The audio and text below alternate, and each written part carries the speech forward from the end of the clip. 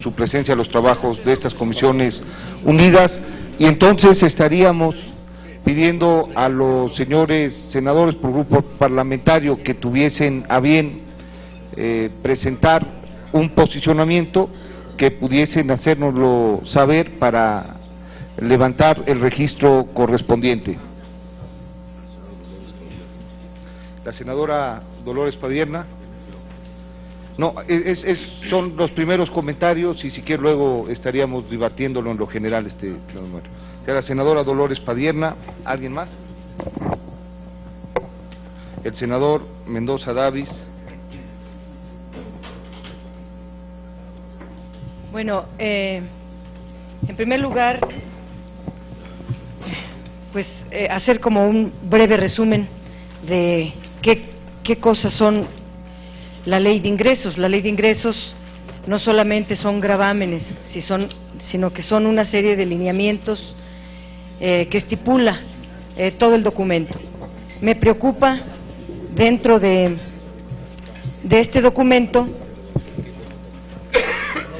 pues primero, se modifican los supuestos considerados en los criterios generales de política económica, se eleva el precio del barril del petróleo de $81 a 85. Aquí el problema es que estamos violando la ley de presupuesto y responsabilidad hacendaria, que en su artículo 31 establece una fórmula para calcular el precio del barril de petróleo, y estamos con $81 se respeta la fórmula, con $85 no se respeta la fórmula. Esto lo hicieron los señores, la colegisladora. Si se querían aumentar, si se cayeron los ingresos tributarios y nos da la fórmula del 31 de la ley de presupuesto para ajustar el precio del barril, debe de procederse, pero si la fórmula rebasa la ley, no podemos violar la ley y lo que debe de hacerse es reducirse el monto de los ingresos, si queremos respetar las leyes que aquí hacemos. También se eleva el tipo de cambio de 12.6 a 12.9 pesos por dólar, y los ingresos adicionales se modifican. El gobierno, en el 2014, el gobierno federal tendrá un nivel de ingresos total de 4.467.225.8 millones de pesos, de los cuales por impuestos recibirá 1.770.163 millones de pesos. Tiene un crecimiento de 13.2%, es una cifra altísima en un año recesivo, donde el gasto que hay se debe de ocupar de manera más eficiente, hacer gastos no necesarios, no indispensables, para poder completar los programas presupuestales que se decidan, pero nunca acudir a sangrar la economía popular. Por otro lado, se logró no aprobar de parte del IVA, el IVA en vivienda, continúan exentas las colegiaturas, se mantiene en tasa cero la enajenación de oro, joyería, orfebrería, piezas artísticas u ornamentales y lingotes, cosa que no son bienes indispensables, son bienes suntuarios, y no debió haberse hecho este movimiento, pero en fin, se mantienen exentas los pagos de espectáculos, se grava el IVA en fronteras, que sube a 16%, no estamos de acuerdo muchos con ese gravamen. El IVA a los alimentos de mascotas será también del 16%, de 16% también será la transportación terrestre, con excepción del transporte público en áreas urbanas. El IVA de 16% será también a las importaciones temporales de la industria maquiladora y servicios de exportación, el depósito fiscal automotriz, el recinto fiscalizado estratégico. En el IEPS, impuesto especial sobre producción y servicios, habrá un 5% para la enajenación e importación de alimentos no básicos, como ya se dijo, que sube a 8%, hay que ver qué cosas sí, qué cosas no, porque hay algunas que se están incluyendo que no son alimentos no básicos. También en los combustibles fósiles se tiene que, se está aceptando que con excepción del gas natural y el petróleo crudo, el gas propano sube a 5.91 pesos, el gas butano a 7.66, las gasolinas y el gas para los aviones 10.38, turbocina 12.40, querosenos 12.40, el diésel 12.59, el combustóleo 13.45, el coque de petróleo, el coque de carbón, el carbón mineral, todos esos tienen precios a la alta, lo mismo los combustibles fósiles en 39.80 pesos por tonelada que contenga carbono, los plaguicidas, etcétera. En el tema del impuesto sobre la renta, se logró salvar a las personas que ganan de 750,000 pesos anuales para abajo. Esto incluye a los que ganan 30,000 pesos, 40,000 pesos mensuales, 20,000 pesos mensuales, que estaban gravados con una tasa del 31%. Presidente, quisiera solicitar su opinión para dos asuntos que me parecen muy importantes. Uno es el tema de Pemex, que en la ley de ingresos, y habíamos acordado con el secretario de Hacienda, con las autoridades, de que todo lo que fuera régimen fiscal de Pemex pudiera esperarse a su discusión. Sin embargo, en la ley de ingresos se contienen aspectos graves donde se refuerza el control y el dominio de la Secretaría de Hacienda sobre Pemex y se está haciendo modificaciones al régimen fiscal de la paraestatal, lo cual de verdad no es conveniente que por este momento pueda aprobarse. Debe de ser idéntico como están ahora las leyes, hasta que todo lo energético se discuta en su momento. Se otorga la facultad a la Secretaría de Hacienda para modificar el monto de pagos diarios y semanales correspondientes a la ley de derechos o a los derechos que paga Pemex. Bueno, modificar la ley de derechos, modificar cualquier ley le corresponde al Poder Legislativo. No podemos ceder o conculcar nuestras propias facultades para que sean movidas las leyes por la Secretaría de Hacienda. Incluso se propone determinar la suspensión de estos pagos cuando exista modificación en los ingresos de Pemex. No sabemos qué esté pensando el gobierno, no sabemos qué está pensando el secretario de Hacienda, qué va a hacer, y como no lo sabemos, y estas son cosas legislativas, o lo explican bien o se esperan la discusión energética, porque dejarlo así me parece sería una enorme irresponsabilidad. Si Pemex se queda como propiedad de la nación, sería muy importante cambiar el régimen fiscal de Pemex a fondo, o bien en la medida en que aumenten los excedentes petroleros, también ir disminuyendo las cargas fiscales. Pero si piensan privatizar la empresa, sería inconveniente esta medida, ya que se abusaría de la opacidad en los contratos de utilidad compartida, que también están considerados para eso. En el artículo 14 se está autorizando a la Comisión Federal de Electricidad para otorgar el uso temporal de hilos de fibra óptica para que los explote un tercero. Obviamente es correcto, no se pueden regalar, no debe haber tampoco cobros discrecionales, pero se requiere un programa que muestre el gobierno en relación al uso temporal, no sabemos qué tanta temporalidad, de los hilos de la fibra óptica. Este es un asunto fundamental que no puede pasar desapercibido. También el tema de que los pidiregas están considerados como inversión, y ya sabemos que los pidiregas no es inversión, sino deuda pública.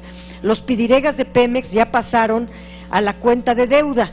No estamos aquí hablando de esos pidiregas, sino de los nuevos pidiregas que se están pidiendo en la Ley de Ingresos para la Comisión Federal de Electricidad. Muy grave me parece el transitorio número 3, donde dan por hecho la desaparición y cambio de nombre de los organismos públicos. No hay muchos organismos públicos, nomás tenemos dos, Pemex y la CFE. No sé el cambio de nombre, no sé la desaparición, esto que están aquí llamando la desincorporación de las entidades estatales que puedan cambiar de nombre. No sabemos qué esté pensando el gobierno, y como no lo explican en la ley, el tercero transitorio no debe de aprobarse como está. El cuarto transitorio estipula los gasolinazos. Los gasolinazos mensuales van a continuar ahora con la modalidad de estar indexados a la inflación a partir del 2015, porque ya vimos que en la Cámara de Diputados, pero también era el planteamiento del gobierno, se aumenta cada mes, va a aumentar la gasolina magna en 9 centavos y la premium en 11 centavos, al igual que el diésel. Estos incrementos que tanto se criticaron de todo el gobierno desde Zedillo en 1996 a la fecha, ahora permanecen por todo el 2014 y van a ser modificados a partir del 2015 con aumentos indexados a la inflación. Sin embargo, a nuestro parecer, la empresa y sus bienes pertenecen a la nación, al pueblo de México, y no debería de haber estos incrementos mensuales de este bien para todos. Luego, el tema de los estímulos fiscales o exenciones a las mineras que facturan menos de 50 millones al año. El tema de las mineras es un gran tema. Ayer solo se modificó el reparto del fondo minero, pero todo el tema de las contribuciones mineras es muy delicado. La colegisladora decidió regresar a la ley y regresar las deducciones en forma copeteada.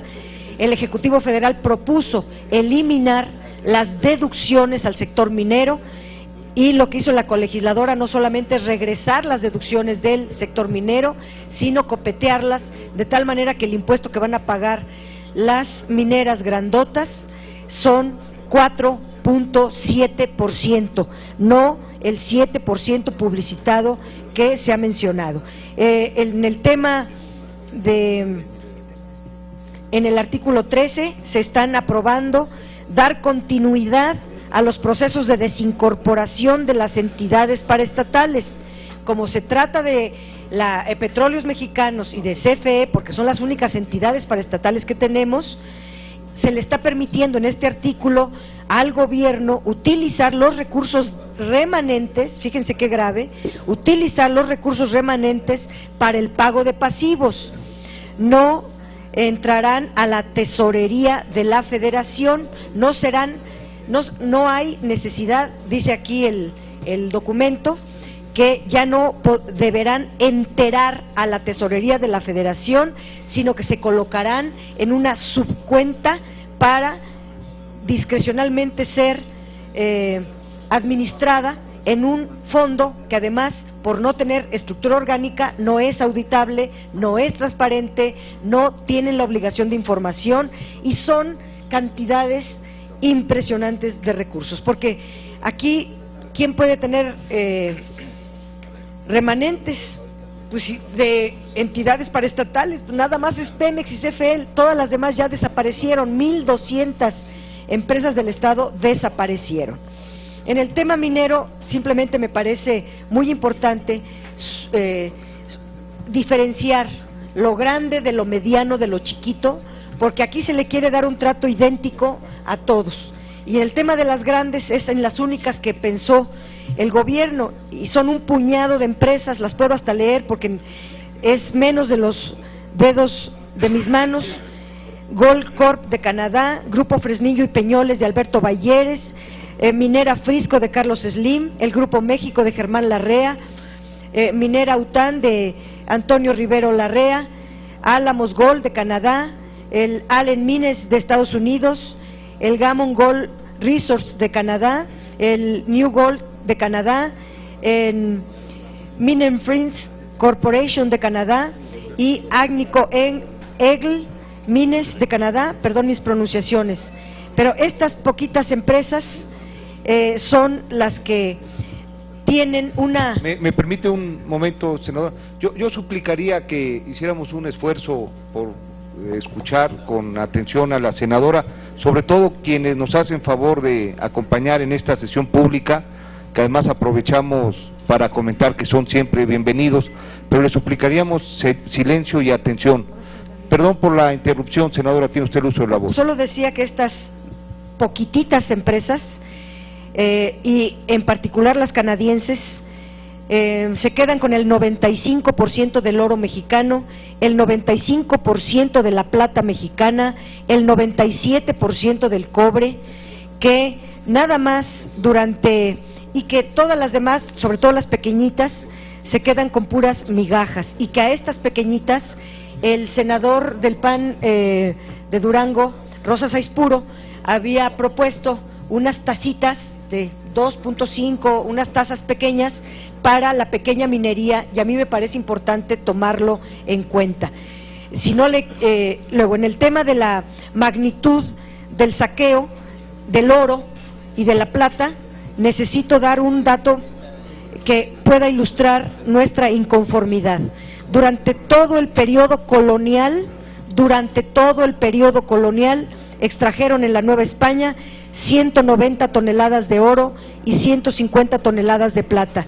De 2000 a 2010, en México, se extrajeron 420 toneladas de oro, 35,000 toneladas de plata. Es decir,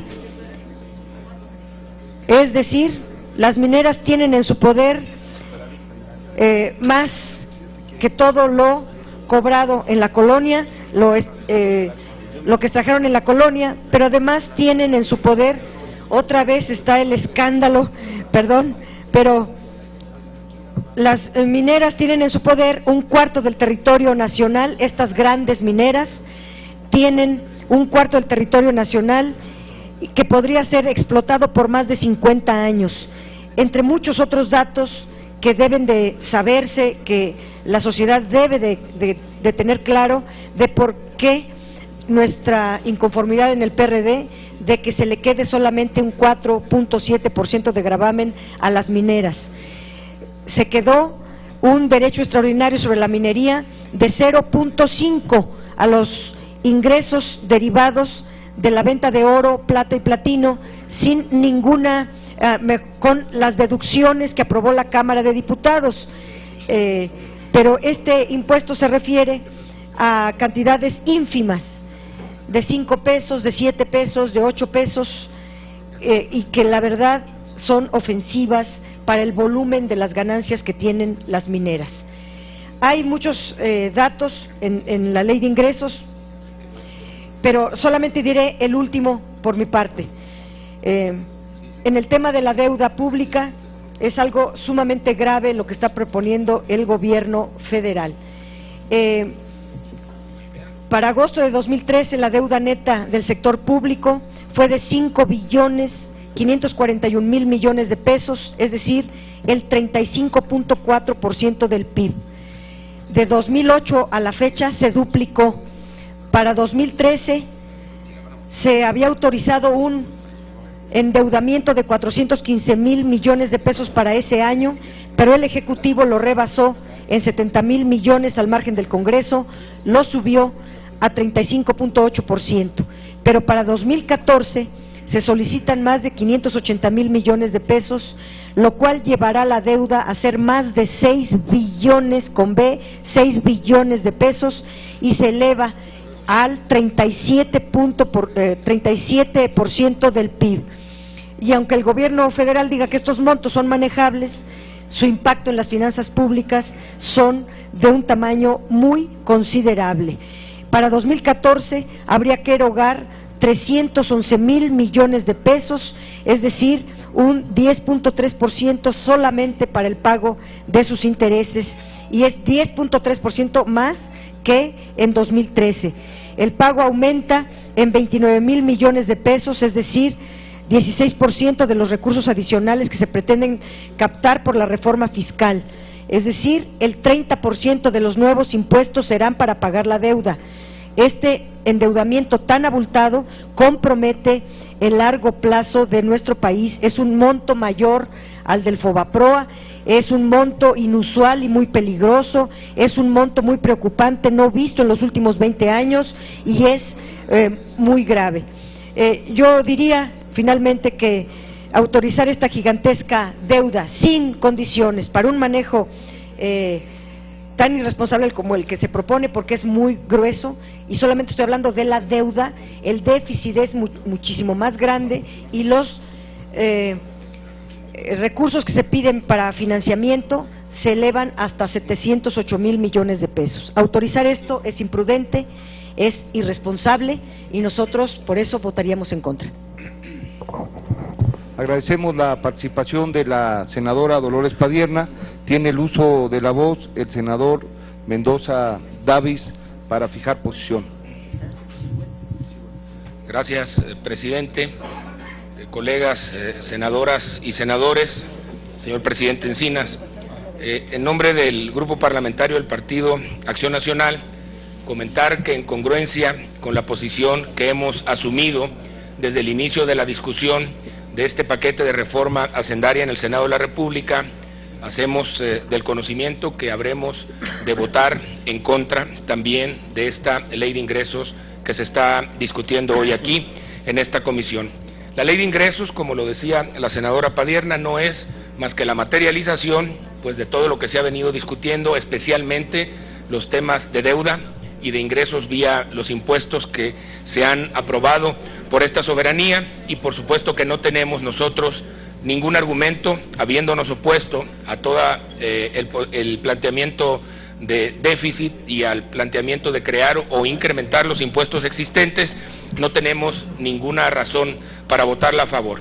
En primer lugar, porque no creemos que sea necesario en este momento ni endeudarnos, ni que sea necesario tampoco incrementar los impuestos. Creemos que el gobierno debe de hacer un esfuerzo para utilizar los recursos, que no son pocos, y utilizarlos de manera adecuada, para hacer esfuerzos de ahorro y de buena administración y poder sacar adelante un presupuesto austero y un presupuesto que permita enfrentar las condiciones económicas complicadas que vive nuestro país, en donde hay una franca desaceleración y pues esperamos no sea así, pudiéramos estarnos aproximando a una recesión económica. También señalar que pues es lamentable que el ejercicio de debate que se ha hecho en ambas cámaras del Congreso tenga una solución tan simplista como la que se está planteando aquí el día de hoy.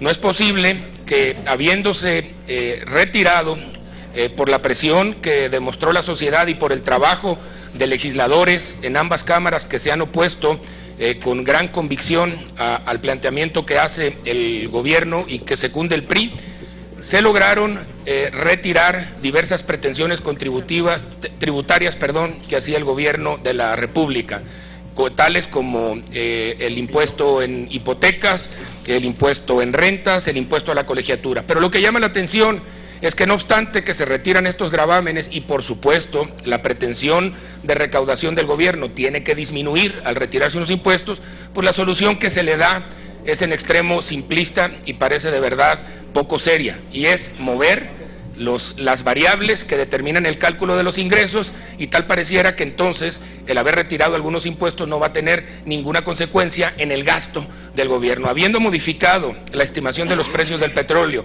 saliéndose de la fórmula que hay para estimarlo, pues nos parece que pareciera esto un juego, y si es tan fácil determinar los ingresos como mover una cantidad en la ley de ingresos o mover una variable, pues entonces nos podríamos haber evitado la pena de subir impuestos y hubiéramos estimado el precio del petróleo al nivel que quisiéramos y hubiéramos generado de mentiritas pues esos ingresos para poder gastarlos. Nosotros no estamos de acuerdo, no vamos a avalar un ejercicio como este, y el Grupo Parlamentario de Acción Nacional aquí y en el Pleno habremos nuevamente de votar en contra de esta ley de ingresos como parte de la reforma hacendaria irresponsable, injusta e inoportuna que ha presentado el gobierno y que ha venido avalando el legislativo. Gracias, presidente. Agradecemos la participación del senador Mendoza Davis, mediante la cual fija posición de su grupo parlamentario. Para el mismo propósito tendrá el uso de la voz el senador Marco Antonio Blázquez. No, es solo posicionamiento y abriríamos en lo general, senador, posteriormente la discusión. Estaría después del senador Blázquez por el Grupo Parlamentario del Verde Ecologista de México, haciendo uso de la voz el senador Melgar, y por el Grupo Parlamentario del Revolucionario Institucional la senadora Alcalá. Tiene el uso de la voz el senador Blázquez. Sí, muchas gracias, señor presidente también. Quiero fijar el posicionamiento de la bancada del Partido del Trabajo en relación a la ley de ingresos. Estamos muy dolidos por la manera como se ha conducido la cuestión de los impuestos. Particularmente quiero traer a la mesa una vez más, y es que es dolor, el que se haya concretado la homologación del IVA en la frontera, el que en unos meses más los compañeros de la frontera norte, de algunos estados del sur-sureste, vayan a ser impactados con un 45% de la carga fiscal en su impuesto al consumo, más allá de que ya desde el 2010 arrastramos un 62.5% en la carga fiscal. Nosotros abrigábamos la esperanza de que se pudiese reflexionar, de que pudiese venir alguna corrección, como han ocurrido otras. No veíamos por qué en el tema del IVA en frontera no se pudiera dar, siendo que se han estado haciendo ajustes, ya señalaba el senador Mendoza Davis de la manera como se estaban ajustando las variables. Quiero decir y establecer en esta mesa que soy el portador del sentimiento de mis compañeros de Baja California y de los estados de la frontera norte en este sentido. En cuanto a la ley de ingresos, quiero establecer que nada que importe deuda y nada que no posea un compromiso del gobierno por sujetarse a un orden de gasto, a una orden de austeridad, puede ser bien visto. Entonces, quiero fijar el posicionamiento de la bancada. Nuestro voto será en contra de la ley de ingresos. Muchas gracias. Gracias, senador Blázquez, por el posicionamiento. Tiene el uso de la voz el senador Melgar y posteriormente la senadora Alcalá. Muy buenos días, compañeros legisladoras, compañeros legisladores. Yo quisiera hacer una reflexión. Yo creo que los números al final del camino en esta ley de ingresos que hoy nos va a tocar discutir en esta sesión de esta comisión, con el propósito de que se pueda aprobar y llevar al pleno hoy mismo, no es otra cosa más que resumir el acumulado de los recursos con los cuales el gobierno federal va a llevar a cabo el gasto en el 2014. Y mi reflexión va en el sentido de, creo que debemos de aprender del ejercicio de los consensos, que sin lugar a dudas pueden haber disensos, pero lo que yo sí creo es que no debemos de satanizar y aprovechar cada espacio para convertirlo en un debate político, en un debate de coyuntura política, como lo ha venido haciendo el Partido Acción Nacional. Entonces, yo sí quisiera que nos pudiéramos concentrar en los conceptos para lo cual aquí estamos reunidos.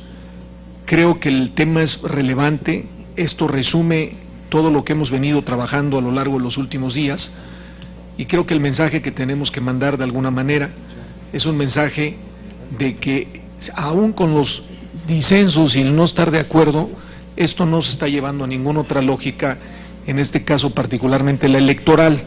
Entonces, por lo que toca al Partido Verde Ecologista de México, nuestro voto va a ser a favor. Hemos sido parte de este proceso y estamos convencidos de que este ejercicio de recaudación nos va a llevar a un escenario de crecimiento a través de impulsar el gasto en infraestructura, que esto no deja por un lado que con el presidente Enrique Peña se está abriendo una era en la visión del gasto público completamente diferente a la que vivimos los últimos 12 años. Le vamos a apostar a que el país, a través del gasto público, crezca con grandes obras de infraestructura. Se va a hacer un combate frontal hacia la corrupción, se va a buscar una total y absoluta transparencia y rendición de cuentas. Así que eso sería todo mi comentario, señor presidente. Agradecemos la participación del senador Melgar y le pediríamos a la senadora Alcalá pudiera hacer uso de la voz. Gracias, señores presidentes, compañeras y compañeros integrantes de la comisión. Yo quiero subrayar el debate largo e intenso que hemos hecho de todos los temas a lo largo de todos estos días para poder llegar a la conclusión del paquete fiscal que hoy estaríamos abordando con la venia y la responsabilidad de todos ustedes en el Pleno. Me parece que aquí hay que reconocer, por un lado, la conformación del propio Senado de la República, en donde se han debatido y me parece que también hoy tenemos que ir tomando decisiones.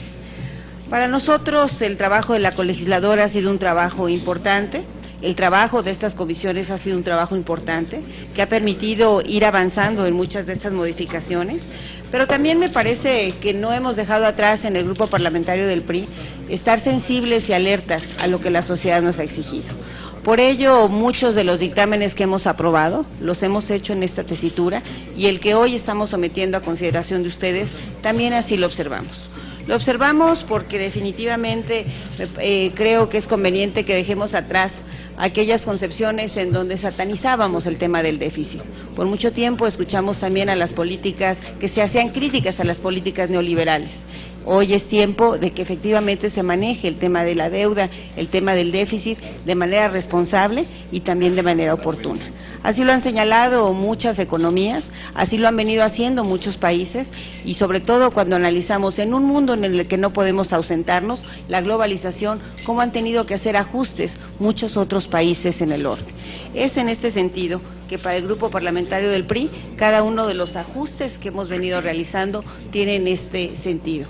Poderle dar respuestas a los mexicanos, respuestas que al final del día solo tendrán coherencia cuando lo veamos también reflejado en el gasto público y en el bolsillo de los mexicanos.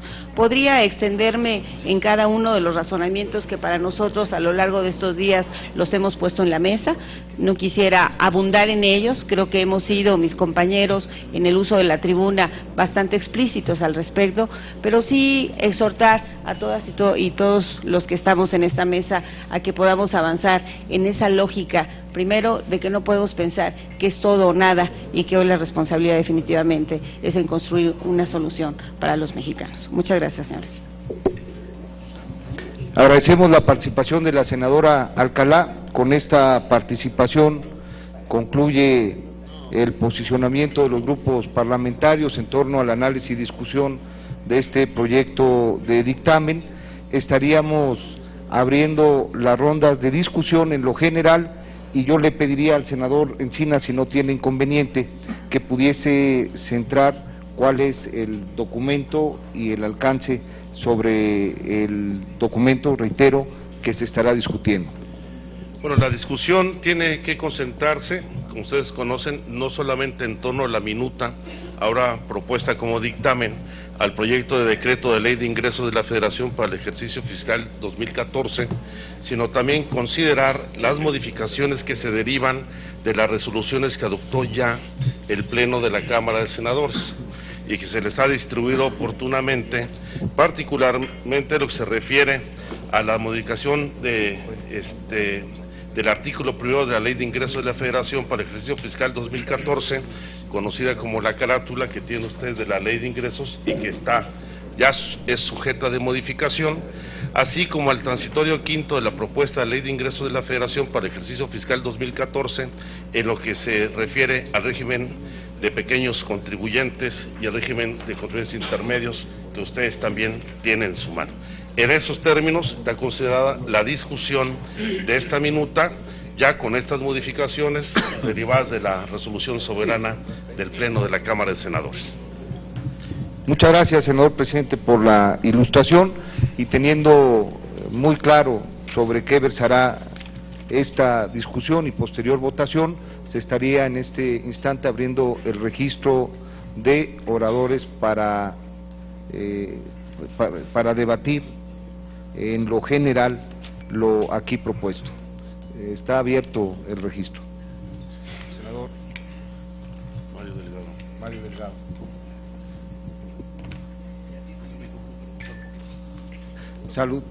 Saludamos la presencia del senador Raúl Gracia, nos complace mucho su presencia y hace un momento también destacamos la presencia del senador Preciado, coordinador del grupo parlamentario del Partido Acción Nacional. Estaría haciendo uso de la voz el senador Delgado y estaría atento por si alguna otra senadora o algún otro senador quisiera hacer uso de la voz. Adelante, senador Delgado. Muchas gracias, presidente. Muy breve, nada más para señalar nuestra preocupación respecto de esta ley. La ley de ingresos finalmente engloba toda una serie de políticas tributarias y de deuda, los grandes balances que nuestro país pretende para el 2014. Y me parece que refleja perfectamente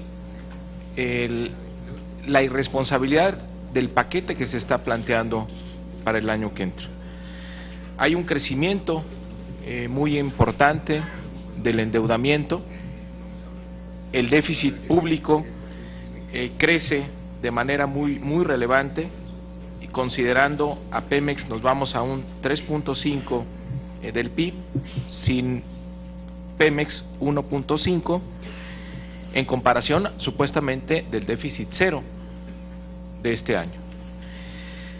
El balance primario, el superávit económico primario, se incrementa en 300% en términos reales, lo cual refleja un grado de mayor vulnerabilidad de nuestra economía para el año que entra. Pero los supuestos macroeconómicos bajo el cual está construida esta ley de ingresos son de fantasía. ¿De dónde vamos a crecer al 3.9%? No hay explicación. ¿Cómo vamos a crecer al 3.9% en el 2014? Ayer daba a conocer datos la Secretaría de Hacienda. Al tercer trimestre crecimos a 0.9%. Hay 10 estados que durante el primer semestre tuvieron una contracción económica. El déficit del sector público al tercer trimestre son alrededor de 188,000 millones de pesos. Es decir, ¿cómo vamos a dar un gran salto del 1.2 al 3.9? Tendríamos que verlo en las estadísticas, tenemos que verlo en el presupuesto, tendríamos que estar hablando aquí de un gran paquete de estímulos y no está por ningún lado. Consecuencia, si estamos endeudándonos más y tenemos un supuesto macro que difícilmente se va a cumplir, pero sí estamos haciendo compromisos mayores de gasto corriente permanente, ¿qué pasará el año que entra si no se cumple la expectativa de crecimiento?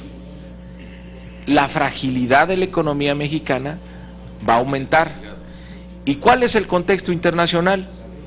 Pues que estamos ante un posible cambio en la estrategia de estímulos por parte de nuestro principal socio comercial, lo cual hará que buena parte de las inversiones y flujos de capital que están llegando a México podrían cambiar de destino. Si el contexto externo cambia y nuestras finanzas muestran mayor vulnerabilidad y no tenemos el crecimiento que se espera, me parece que es una combinación muy desafortunada. Y esto es lo que se está aprobando, esto es lo que se resume en la ley de ingresos. Por eso queremos advertir que es un paquete pues que no abona en nada a la tranquilidad de los mercados.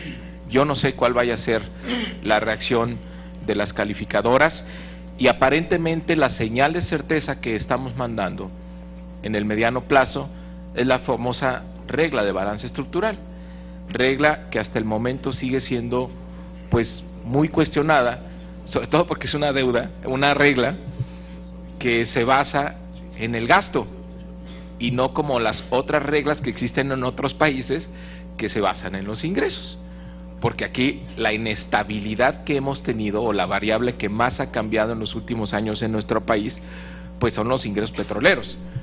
Entonces nuestra regla de balance estructural es sobre el gasto, ignorando la evolución de los ingresos. En reglas de balance estructural que funcionan en otros países, pues lo primero que se hace es sacar las elasticidades de cada una de las fuentes de ingresos del país, y la regla de balance estructural se hace aislando los efectos temporales de ingresos no recurrentes. Y aquí lo que hacemos es poner el foco sobre el gasto, lo cual es una gran contradicción y abona a que no tengamos credibilidad. Es un paquete que no tiene credibilidad el año que entra, porque el supuesto sobre el que se hace es que no hay posibilidad de cambiar la ruta del gasto corriente. Es muy criticable el ritmo de crecimiento que ha tenido el gasto corriente en los 12 últimos años, 5% en términos reales. Pero para este año, pues ya superaron incluso el comportamiento tan cuestionable de los gobiernos panistas. El crecimiento del gasto corriente se va a 10.4, y eso es lo que se está priorizando en este paquete, y por eso se está endeudando en nuestro país. Buena parte del crecimiento de este gasto corriente se va a financiar con deuda y con ingresos petroleros. Esto quiere decir que le estamos cargando a las generaciones futuras nuestra poca disposición a revisar en lo que estamos gastando actualmente. Es decir, se mantiene un régimen de privilegios y excesos en el gasto público, y se la estamos cobrando a nuestros hijos para que nosotros podamos tener este tren de gasto que ya no podemos sostener. Y por si fuera poco, los ingresos petroleros, que es un activo de la nación, pues también lo estamos consumiendo porque no estamos dispuestos a tener un gobierno austero. Estamos cortando el manzano para hacer leña. Por eso me parece que este paquete o esta ley de ingresos finalmente resume eso: una política económica de un gobierno gastalón que no está dispuesto a ajustarse el cinturón y que está comprometiendo seriamente lo que tanto trabajo nos costó, que tuviéramos cierta estabilidad y fortaleza hacia el exterior de nuestras finanzas públicas. Estamos poniendo a la economía en un gran riesgo, lo queremos advertir desde este momento. Muchas gracias. Gracias, senador Delgado. No habiendo más oradores registrados para la discusión en lo general de este proyecto de dictamen, estaríamos procediendo a registrar las reservas que tuviesen interés de presentar las señoras senadoras y senadores.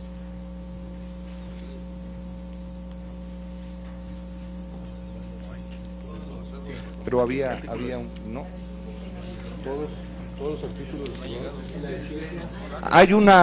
Hay dos registros que con toda antelación ha recibido la Junta Directiva. Una tiene que ver con el esfuerzo del presidente de la Comisión de Tecnología en colaboración con senadores de distintos grupos parlamentarios, entre los que destaca el senador Juan Carlos Romero Hicks, que vimos por aquí. Había también una solicitud de reserva presentada por la senadora Marcela Torres Peinbert con respecto a la ley del IEPS, que estamos en este momento analizando, y dejaríamos abierta la posibilidad de que se pudiese discutir en lo particular esta posibilidad o en el Pleno. Muy bien. Muy bien.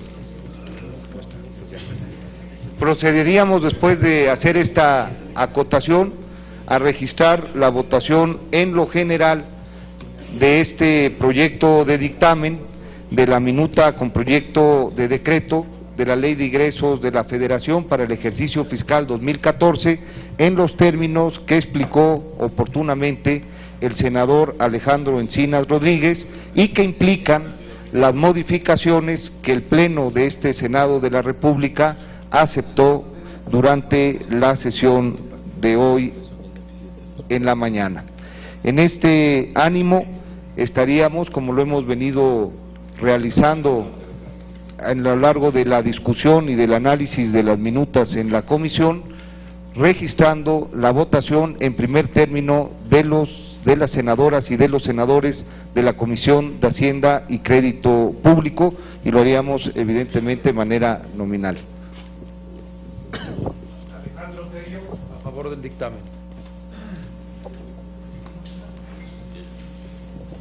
David Penchina, a favor del dictamen. Blanca Alcalá, a favor. Gerardo Sánchez, a favor del dictamen. Martín Orozco, en contra del dictamen. Manuel Cavazos, a favor del dictamen. Ríos Peter, a favor del dictamen. Carlos Mendoza, en contra del dictamen. Yunes Zorrilla, a favor del dictamen.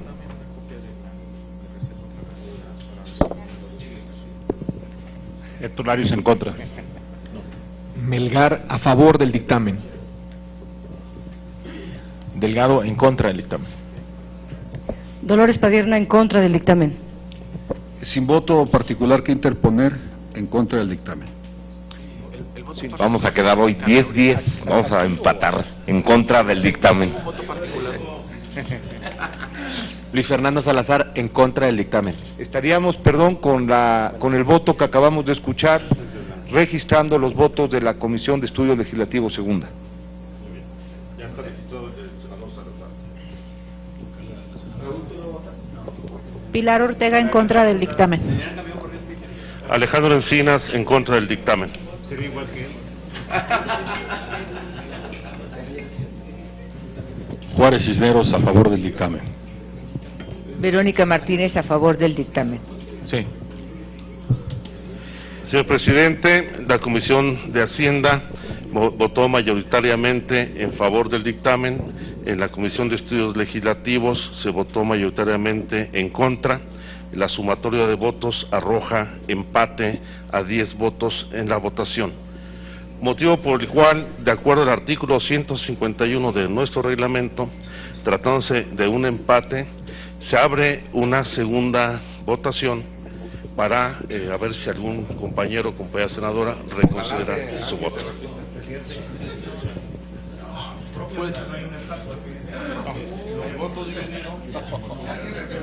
A ver, está presentando una moción el senador Larios, la escuchamos con atención. Sí, presidente, lo que establece la ley orgánica es que tiene que ser, dado que el dictamen está en Comisiones Unidas, tiene que ser aprobado por ambas comisiones. Aquí en este caso hay una comisión que lo ha aprobado y una comisión que no lo ha aprobado. En todo caso, se debería repetir la votación en la comisión que no lo ha aprobado.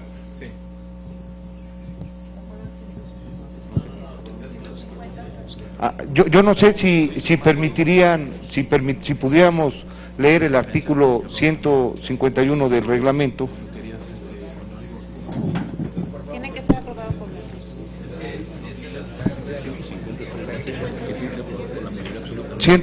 151, numeral 1. Bueno, en el artículo 150, para que quede claridad. Escuchamos, por favor, es cuestión de procedimiento. El artículo 150, voy a permitirme leer los 3 primeros numerales para ilustrar a las Comisiones Unidas.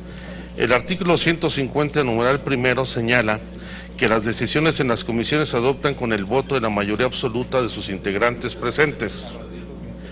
El numeral 2 señala que las votaciones sobre dictámenes o resoluciones requieren de la mayoría absoluta de los integrantes de la respectiva comisión.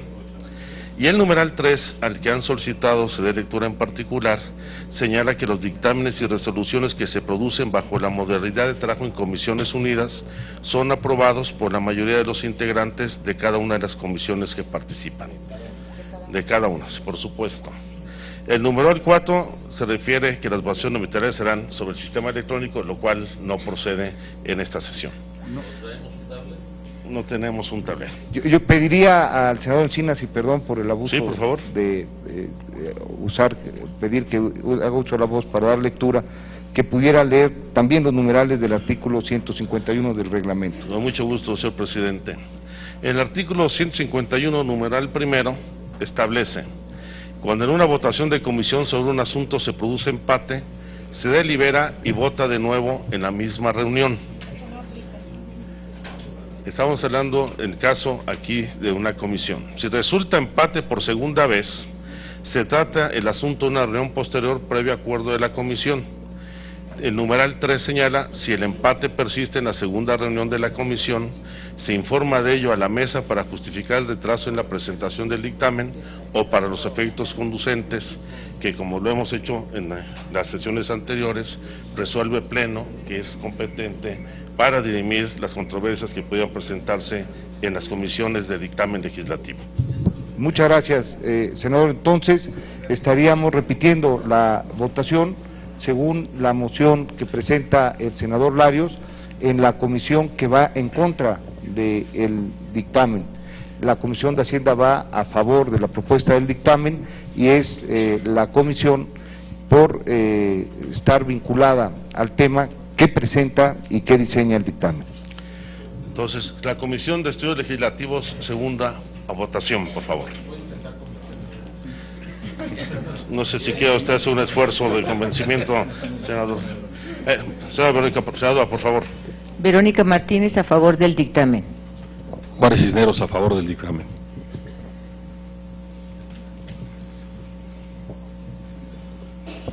Encinas Rodríguez, en contra. Pilar Ortega, en contra. Senador Salazar. Luis Fernando Salazar, en contra del dictamen. La votación se ratifica, 3 votos en contra, 2 a favor, con lo cual en la sumatoria de votos tampoco se modifica el resultado final. Si somos estrictos en la aplicación del reglamento, tendríamos que convocar a una reunión de la comisión. Pero ese sería solo el caso del supuesto que hubiese empate en una comisión. No hay empate, tenemos votación dividida, pero como exactamente existe este problema de voto dividido en 2 comisiones, en la sumatoria da empate, tenemos que remitir el proyecto de dictamen con las modificaciones a las que establecimos con precisión que realizó el Senado de la República a la mesa directiva del Senado de la República para que tome las determinaciones en el pleno de la misma. ¿Estamos todos de acuerdo con el procedimiento? En este sentido, senador presidente, retomando la argumentación y con fundamento en los artículos del reglamento a los cuales aquí se ha dado lectura, se concluye que hay empate entre las 2 comisiones dictaminadoras, por lo que el proyecto del dictamen pasa en los términos presentados en estas comisiones unidas al Pleno para que pueda resolver lo conducente. Correcto, señor presidente. Por tanto, se levanta la sesión y los presidentes de las comisiones unidas remitiremos a la mesa directiva y al Pleno las resoluciones que hemos adoptado parcialmente hoy. Muchas gracias, muy buenas tardes. Perdón, quisiera... Se tiene que realizar el voto de cada uno de los integrantes, el sentido de su voto en cada uno. A ver, perdón, antes de levantar la sesión... Sí. A ver, un momento, por favor. Sí. Antes de levantar la sesión, de manera oportuna, el senador Mario Delgado acercó su interés a la Junta Directiva de estas comisiones sobre presentar un voto particular. Para tal efecto tiene el uso de la voz el senador Delgado, en lo que vamos registrando nuestras firmas. Sí, no, nada más para que quede registrado, presidente, es un voto particular sobre el artículo 2 de esta ley. Se queda registrado y se adscribe al proyecto de dictamen en los términos presentados por la Comisión de Hacienda y Crédito Público para que pueda cumplir con su proceso en el Pleno de la Cámara de Senadores. Agradeciéndoles la presencia y la atención, estaremos prestos a la convocatoria de la mesa directiva de la Cámara de Senadores. De esta manera